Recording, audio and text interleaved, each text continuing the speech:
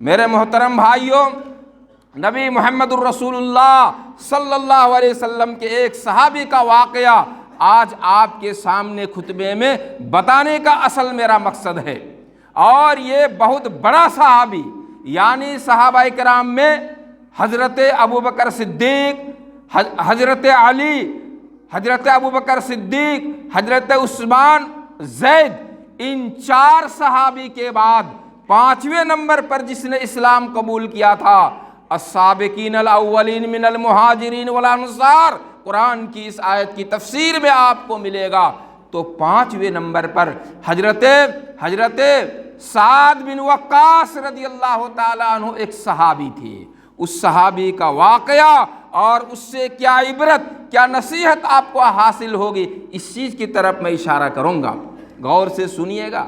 یہ حضرت سعد بن وقاص رضی اللہ تعالیٰ عنہ بڑے جلیل القدر، نمبر 1 پہلے اسلام قبول کرنے والوں میں، بہت سے اتہاس میں لکھا ہے کہ 3 نمبر پر علی اور زید کے بعد اسلام قبول کرنے والا، علی، زید اور خدیجہ کے بعد اسلام قبول کرنے والا، یہ عمرو بن العاص رضی اللہ تعالی عنہ ہیں۔ نمبر 2، یہ عمرو بن العاص کون ہیں؟ عراق کی سرزمین، قادسیہ کی سرزمین، مدائن کی سرزمین، اسی طریقے سے فرعون کا شہر مصر کا فتح کرنے والا بڑا کمانڈر سعد بن وقاص رضی اللہ تعالی عنہ ہیں۔ یہ سعد رضی اللہ تعالی عنہ کون ہے؟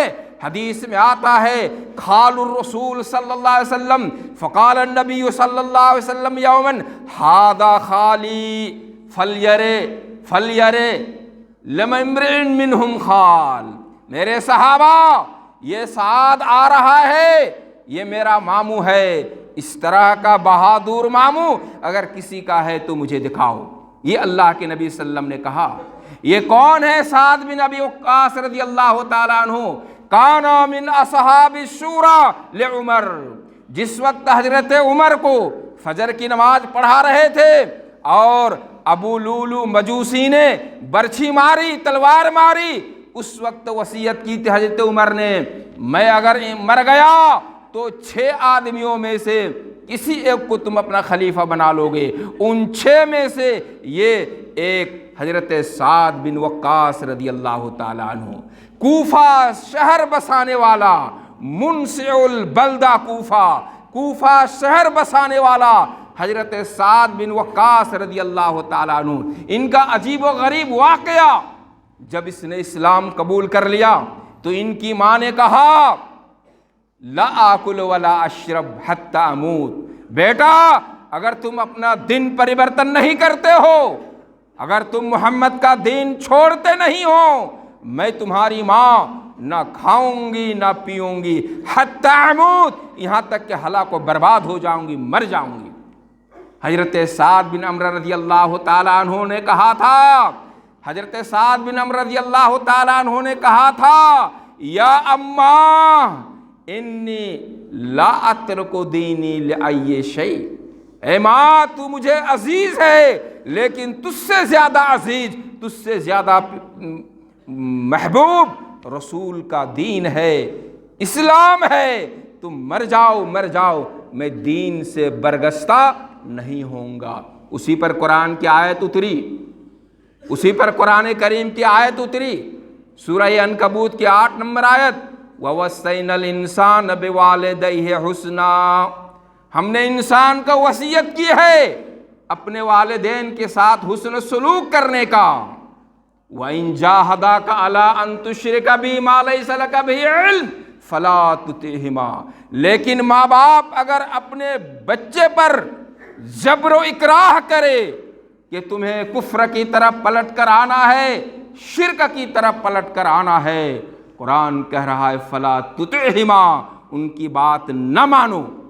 حضرت سعد نے کہا، میری ماں دنیا کی تمام باتیں میں ماننے کے لیے تیار، لیکن اپنا دن چھوڑنے کے لیے تیار نہیں، فلا تطعہما، یہ رب العالمین کا فرمان ہے۔ بالآخر اس کی ماں نے کھانا پینا جو چھوڑ دیا تھا، کھانا کھانے لگی۔ یہ عمرو بن عاص رضی اللہ تعالیٰ عنہ کون ہیں؟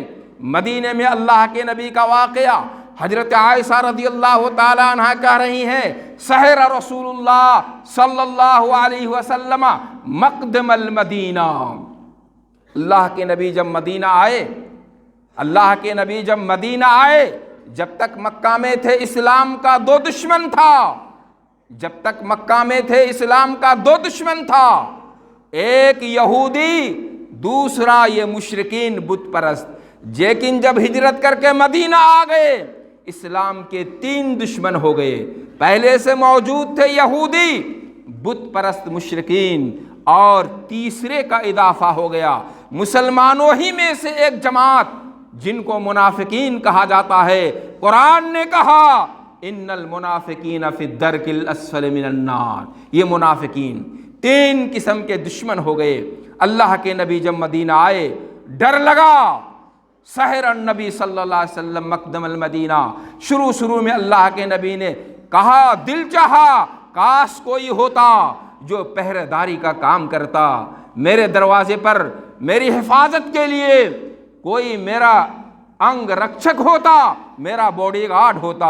اتنے میں سمعت خشخشتا سعد بن وقاص، حضرت عائشہ رضی اللہ تعالی عنہا نے بیٹھی تھی، اللہ کے نبی کی حدیث سن رہی تھی، اللہ کے نبی کا ارادہ، اللہ کے نبی کی چاہت، کاش کوئی ہوتا جو میری مدد کرتا۔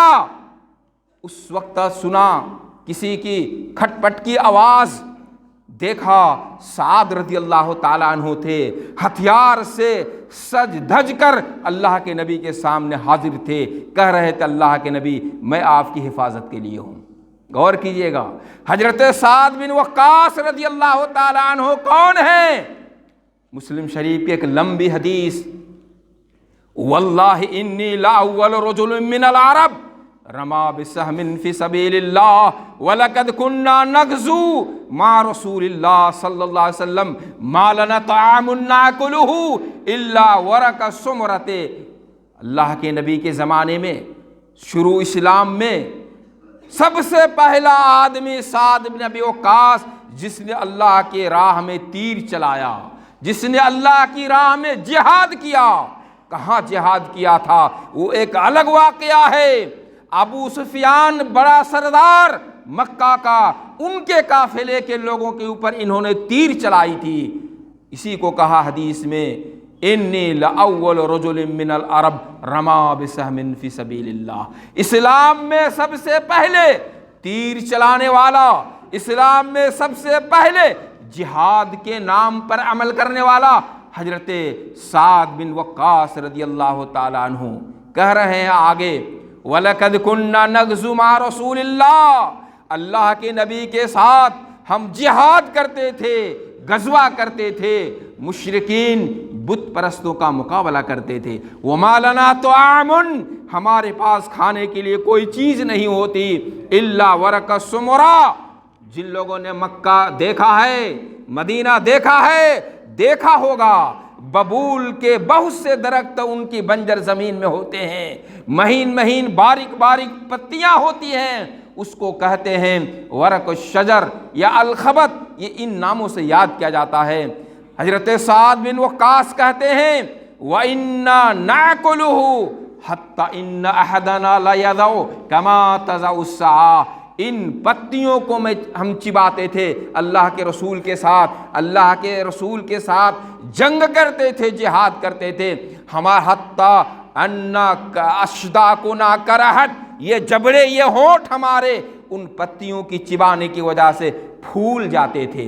وَإِنَّ أَحَدَنَا لَيَضَعُ كَمَا تَضَعُ السَّاعَةُ، اور ہم میں سے لوگ اس طریقے سے پاخانہ کرتے تھے جس طرح ریوڑ اور بکریاں لید کی شکل میں خشک پاخانہ کرتی ہیں، یہ حدیث ہے۔ اور ایسی صورت میں ہم نے اللہ کے رسول کے ساتھ جنگ کی، اللہ کے رسول کے ساتھ اسلام کے پرچم کا، اسلام کے پرچار کا کام کیا، تبلیغ کا کام کیا۔ اس کے بعد بنو سعد مجھے آر دلاتے ہیں، بنو سعد تو ذرونی اذن لضللت، اگر واقعی ایسی بات ہے تو میں گمراہ ہو گیا۔ نہیں بات سمجھ میں آئی؟ تھوڑا سا آگے آئیے، یہ عمرو بن عاص رضی اللہ تعالیٰ عنہ کہتے ہیں میرا اتنا بڑا مقام جو آپ نے سنا، عمرو بن عاص کا اتنا بڑا مقام جو حدیث کی زبان میں آپ نے سنا، اس کے باوجود اگر کوئی کہے کہ عمرو بن عاص رضی اللہ تعالیٰ عنہ ان کو نماز پڑھنے کا طریقہ نہیں معلوم، یہ بہت بڑے عیب کی بات ہے۔ اسی کو کہہ رہے ہیں کہ میں نے سابقین اولین شروع زمانے میں اسلام قبول کرنے والوں میں سے، اور مجھے نماز کا طریقہ معلوم نہ ہو، اگر کوئی کہے تو تب میں گمراہ ہو گیا، اذن ضللت، تب تو میں گمراہ ہو گیا، ہلاک ہو گیا۔ سب سے پرانا اسلام اور میں اب تک نماز صحیح طریقے سے نہ پڑھنا جانوں نہ سیکھوں، یہ بڑے عیب کی بات ہے۔ کیا مطلب؟ واقعہ یہ ہے، مسلم شریف میں بھی یہ حدیث آئی ہے، بخاری شریف میں بھی وہ حدیث آئی ہے، اور وہ کیا؟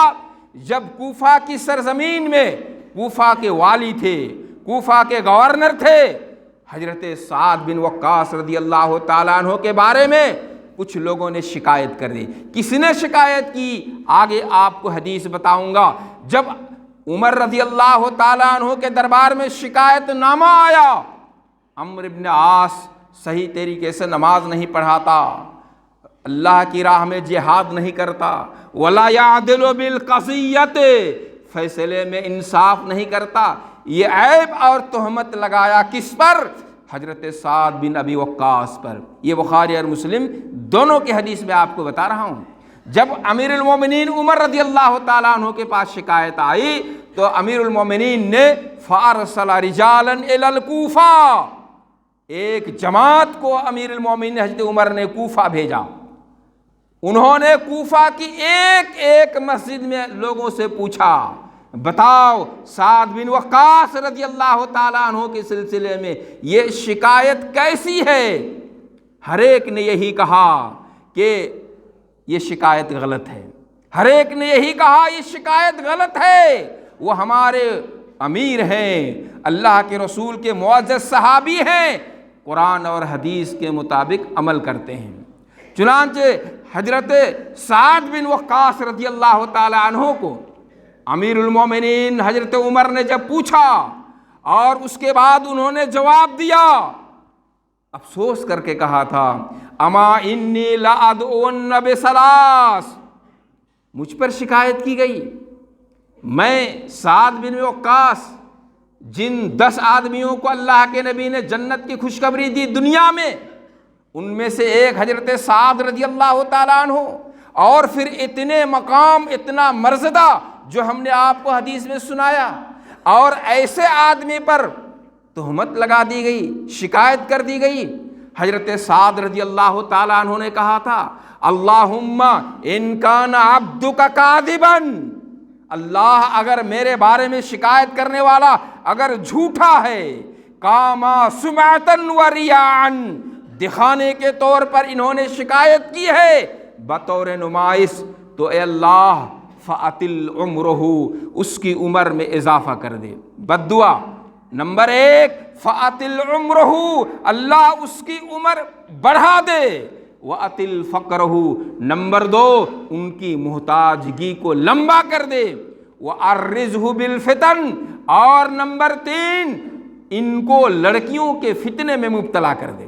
یہ بڑی بد دعا آ گئی۔ حضرت سعد بن وقاص رضی اللہ تعالیٰ عنہ نے یہ دعا کر دی۔ میرے مسلح بھائیو غور سے سنیے، حضرت سعد بن وقاص رضی اللہ تعالیٰ عنہ نے افسوس کر کے کہا، پہلے اسلام قبول کرنے والا، رسول کا ماموں، جنت کی خوشخبری پانے والا، کوفہ شہر بسانے والا، فرعون کی شہر کو فتح کرنے والا، اور مدائن قادسیہ جیسے شہر کو فتح کرنے والا، اور جن کے شان میں ایسی ایسی باتیں اللہ کے نبی نے بتائی، آج میری شکایت امیر المومنین کے دربار میں، اللہ اگر بات ایسی ہے فَأَطِلْ عُمْرَهُ وَأَطِلْ فَقْرَهُ، یہ بد دعا کی۔ حدیث بیان کرنے والا راوی عبد الملک کہتے ہیں، ہم نے دیکھا اپنی آنکھوں سے جس کے بارے میں حضرت سعد رضی اللہ تعالیٰ عنہ نے بد دعا کی تھی، ان کی عمر اتنی زیادہ ہو گئی تھی کہ آنکھ کے یہ پپوٹے یہ چمڑا اتنا لوج ہو گیا تھا کہ آنکھیں ڈھک گئی تھی، نابینا ہو گئے تھے۔ کہتے تھے اصابنی دعوت و سعاد، خود وہ آدمی کا بیان کرتا تھا، اصابنی دعوت و سعاد، مجھے سعاد کی بددعا لگ گئی، میں نے ان کے سلسلے میں غلط کہا تھا۔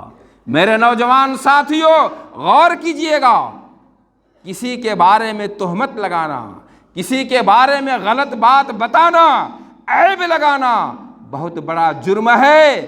اور راوی حدیث بیان کرنے والے نے بتایا، ہم نے دیکھا حضرت سعد کی بددعا لگی اور راستے میں ہم نے دیکھا لڑکیوں سے وہ چھیڑ چھاڑ کرتے تھے، اس لیے حضرت سعد نے کہا تھا وَأَرِّزْهُ بِالْفِتَنِ لِلْجَوَارِ۔ محترم حضرات، بات سمجھ میں کیا آئی کہ علماء کے ساتھ، صلحاء کے ساتھ، نیککاروں کے ساتھ، اماموں کے ساتھ حسن سلوک کرنا ہوگا، ورنہ پھر ان کی بددعا سے آپ بچ نہیں سکیں گے۔ آپ کو نہیں معلوم، امام احمد بن حنبل رحمۃ اللہ علیہ 4 بڑے اماموں سے ایک امام، 4 بڑے اماموں میں سے ایک امام، امام احمد بن حنبل رحمۃ اللہ علیہ کا واقعہ ہے۔ امام احمد بن حنبل رحمۃ اللہ علیہ کا واقعہ ہے۔ عمران بن موسیٰ کہتے ہیں، عمران بن موسیٰ رحمۃ اللہ علیہ کہتے ہیں، میں نے ابو العروق کے پاس گیا، ابو العروق نامی شخص کو دیکھا، کتے کے طرح بھوک رہا تھا، 45 دن تک کتے کے طرح بھوکتے بھوکتے ان کی جان چلی گئی، ان کی جان قفس عنصری سے پرواز کر گئی۔ میں نے پتہ لگایا ایسا کیوں؟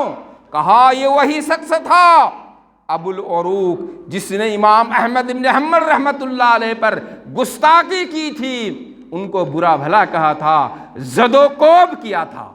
آج ان کا یہ حال ہے۔ یہ کون بیان کر رہے ہیں؟ عمران بن موسیٰ رحمۃ اللہ علیہ۔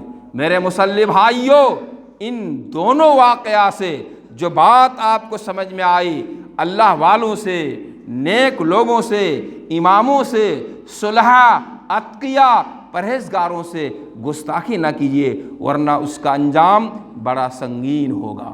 اقول قولی ھذا واستغفر اللہ لی ولکم ولسائر المسلمین، اللہم وفقنا لما تحب وترضى۔